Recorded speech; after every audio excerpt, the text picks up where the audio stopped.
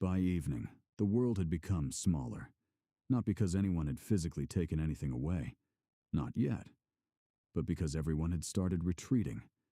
The streets were quieter than usual. Restaurants that normally stayed open late had closed early. Parking lots that were usually filled with cars sat half empty. People were home, and they were online. The internet still worked, but everything felt slower. News sites took longer to load. Videos buffered more often. Social media feeds refreshed with thousands of new posts every minute. Millions of people were sitting in their houses, staring at screens, searching for answers. But the answers never came. Every television channel repeated the same message. Stay home. Remain calm. Await further updates. Jor had stopped listening. The words had started to lose meaning. He stood in his dark kitchen, looking through the window above the sink as the last light of the day disappeared behind the houses. For years, he had always believed information was power. Prepare, observe, pay attention. But what happened when the information you needed was the one thing nobody was giving you? His phone vibrated. Marcus. Jor answered immediately. They're still driving through neighborhoods. Jor looked toward the window. What? Military vehicles. Same ones from earlier. They came through my street again about 20 minutes ago. Jor leaned against the counter. They stop anywhere? No. Marcus paused. That's the weird part. They don't stop. They just drive. Jor looked outside again. The street was empty. Quiet. Almost too quiet. They talk to anyone? No. Another pause. Then Marcus lowered his voice. You thinking what I'm thinking? Jor already knew what he meant. The uniforms, the equipment, the way everything felt slightly wrong. Yeah. Marcus exhaled. We need to talk. Jor looked at the clock.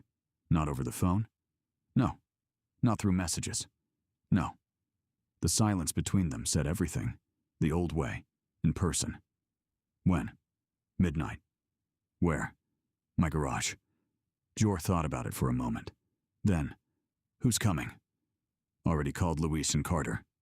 Jor nodded, even though Marcus couldn't see him. Anything else? A pause. Then Marcus said, Bring your map. The call ended. At 11:30 p.m., Jor stood inside his bedroom. He opened the safe.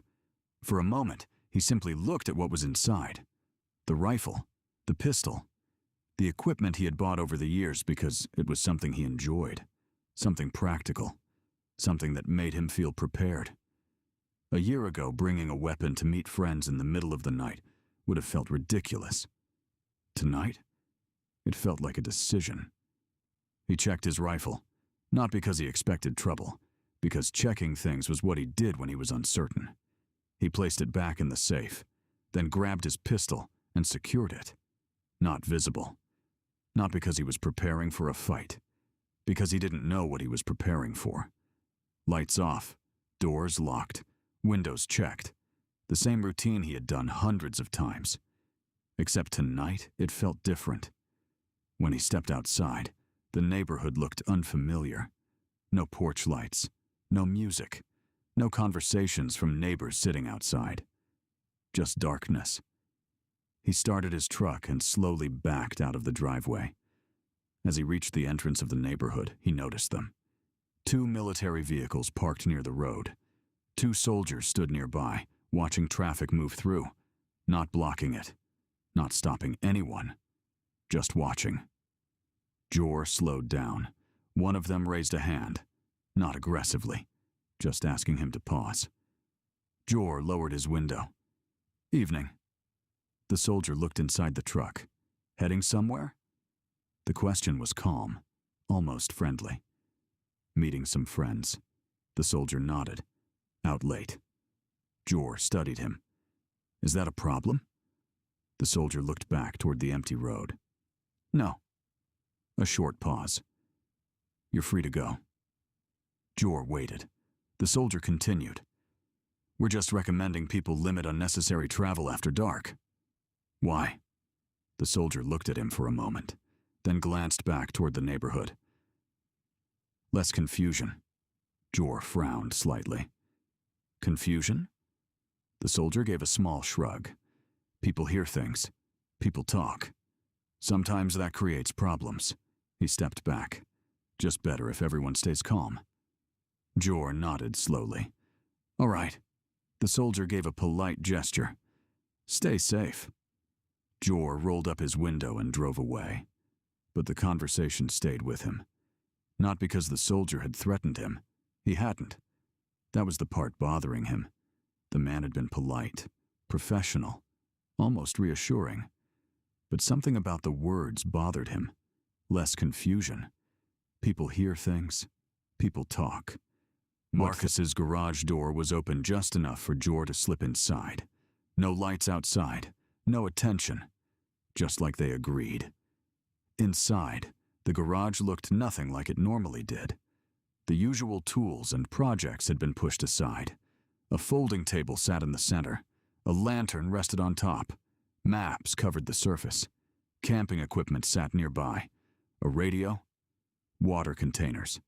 Backpacks. Supplies. Not enough to survive forever. Just enough to make a person wonder how long they might actually need them. Louise sat against the workbench. Marcus stood near the table. Carter was studying the map. Nobody laughed when Jor walked in. Nobody made jokes. A week ago, they would have. They would have called each other paranoid. They would have made fun of the situation.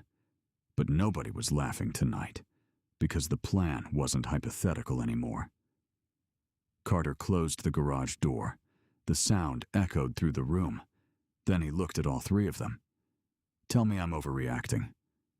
Nobody answered. Carter looked down. That's what I thought. Marcus crossed his arms. Let's not jump to conclusions. Carter looked at him. I'm not. Really? No. Carter pointed toward the map. I'm asking questions. Luis nodded. That's fair. Marcus looked between them. Okay. Then let's start with what we actually know. Jor appreciated that. Facts first, not feelings. Marcus continued. We know there's a lockdown. Voluntary, Luis added. For now, Carter said. Marcus ignored the comment. We know military vehicles are everywhere. We know they're not normal military, Jor said. The room became quiet. Marcus looked at him. You still think that? Jor nodded. I do. Why? Jor thought about the checkpoint, the uniforms, the voices. The details don't match. Carter nodded. Exactly. Marcus rubbed his face. Or maybe we just don't know enough. Nobody argued, because that was also true. Luis leaned forward. Okay. Let's say Marcus is right. Everyone looked at him. Let's say there's a reasonable explanation. He tapped the table. What happens if this lasts longer than a few days? Nobody answered. Food deliveries slow down. He tapped again. Gas stations start running low. Another tap. People get nervous. Carter nodded. That's the part nobody's talking about. Marcus looked at him. What part? The part after everyone realizes staying calm doesn't fix the problem. Silence filled the garage. Then Jor looked at the map. The map Carter had marked years ago. The property outside the city. The place they used to joke about. Home base. A stupid name they had written down after one too many conversations about what they would do during some imaginary disaster. Back then, it was entertainment. A game. Now, it looked different. Carter noticed him looking. Remember that? Marcus laughed quietly. Yeah. We were idiots. Carter smiled slightly. Maybe. Then he looked back at the map. Or maybe we just never thought we'd actually need it. Nobody spoke for a moment. Finally, Luis asked, So what's the plan? Carter looked around the room. First, we don't panic. Marcus nodded. Good. Second, we don't wait until it's too late. Jor leaned forward. What does that mean? It means we decide what would make us move. Carter grabbed a marker. Not rumors, he wrote. Not social media, another mark. Not fear. He looked at them. Actual events. He started listing them. If roads start closing, mark. If they restrict movement, mark. If utilities start failing, mark. If supplies become controlled, mark. If one of us can't reach the others. The room stayed quiet, because everyone understood. This wasn't a plan to attack anyone. It wasn't a plan to fight. It was a plan to avoid being caught unprepared. Marcus stared at the list. I hate that this makes sense. Louise nodded. Same. Carter looked at the map. If we leave together. Jor looked at him. How? No highways. Why? Too obvious. Louise nodded. Back roads. Exactly. Carter pointed toward the property. Everyone knows where to go. What if phones don't work? Marcus asked. 2 calls. Wait. Call again. Simple. That was their signal, if phones were working. Carter thought for a moment. Then we use the old rule. He looked at Jor. You remember? Jor nodded, something they would notice, something they wouldn't mistake. Carter leaned back. Hopefully we never need it. Nobody responded, because everyone hoped the same thing. The meeting continued for another hour.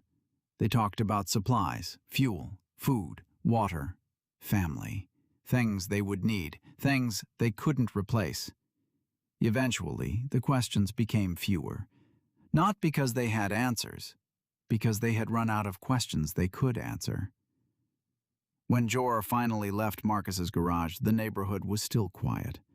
The world outside looked exactly the same. That was the strangest part. Nothing looked broken. Nothing looked destroyed. But something had changed. As he drove home, Jor thought about the map. The circle around Carter's property, the word written beside it years ago as a joke. Home base. For the first time, it didn't feel like a joke. It felt like a destination. And deep down, he knew the others felt it too. Sooner or later, they were going to have to go there.